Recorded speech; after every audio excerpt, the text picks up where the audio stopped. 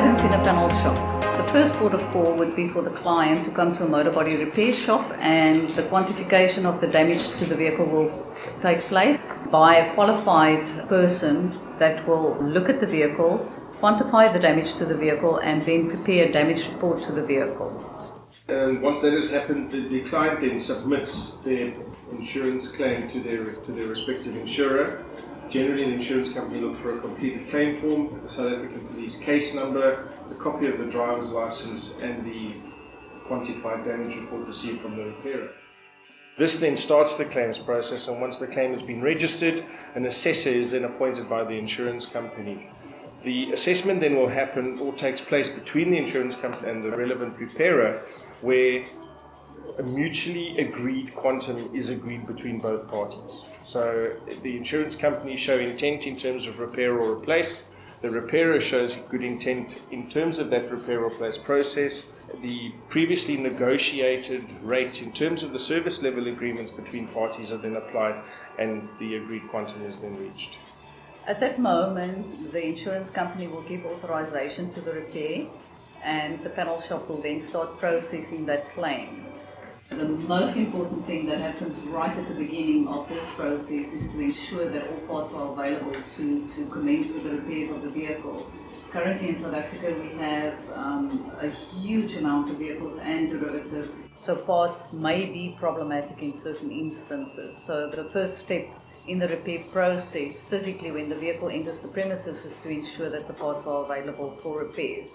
When the parts become available for repair, the stripping of the vehicle will take place, the disassembling of the vehicle, and the artisan will then go through the repair process of the vehicle. It will basically be stripped, the parts will be wrapped and stored, those that are damaged or stripped of the vehicle will be repaired, which is a very complex and technical process, because there's all sorts of things that need to take place, like alignment, electronic measuring, diagnosing, structural rectification. When this is completed, the vehicle will move from there to the paint shop.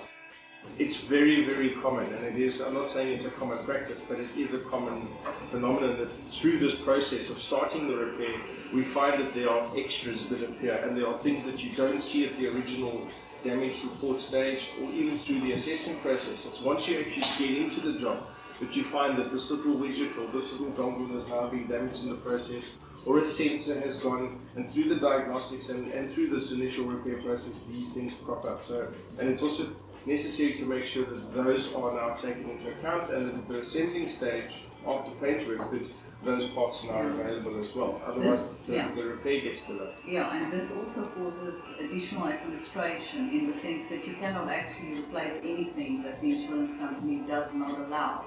So the minute that you identify during the repair process that there are other things that are damaged or unforeseen damages that crop up, you need to wait for the insurance to authorize that, which today, fortunately, due to technology, it's a very easy process to take photographs, upload. Online media allows us to correspond with the system. And once that is sorted out, it moves on to the paint area.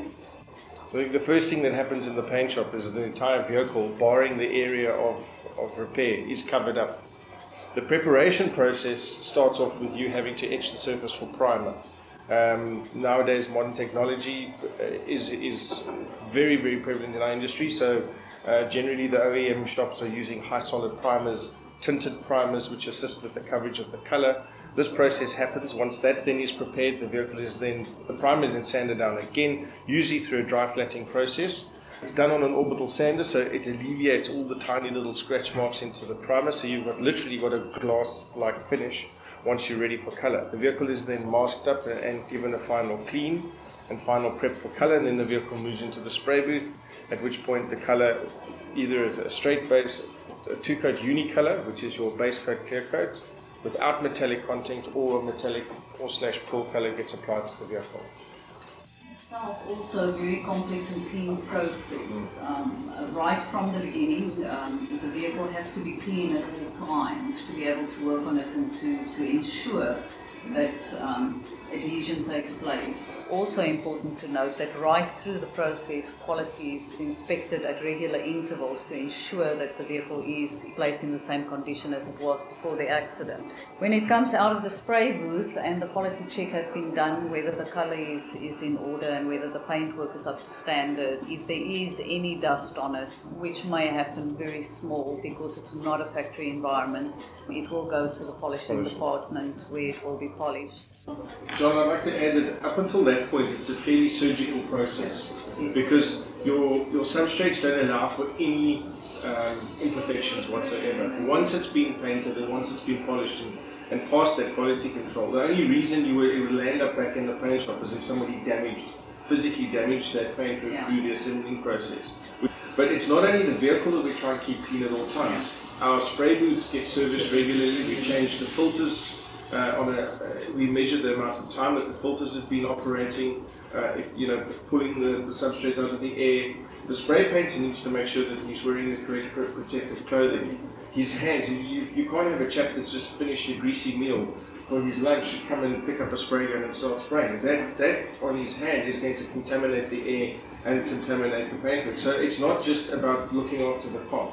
We have to make sure that the environment within the panel shop is also serviced properly, and also that the people working on the vehicle there's no cross-contamination between the staff and the vehicle as well.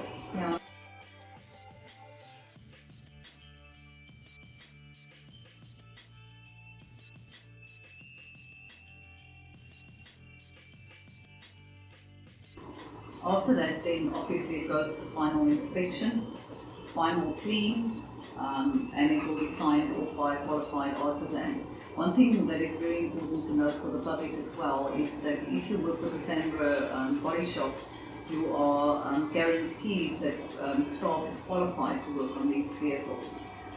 There's a huge amount of scarcity of skill in South Africa currently, and in the motor body repair sector, there is a scarcity of skill, and you will find that workers are not qualified to work on vehicles, and because of the technology in the vehicles, it's of crucial importance that people are actually qualified to do the repair work on these vehicles. So if you are a consumer out there, make sure that you repair your vehicle with a reputable body shop, Sandra body shop, that have the qualified personnel to work on that vehicle.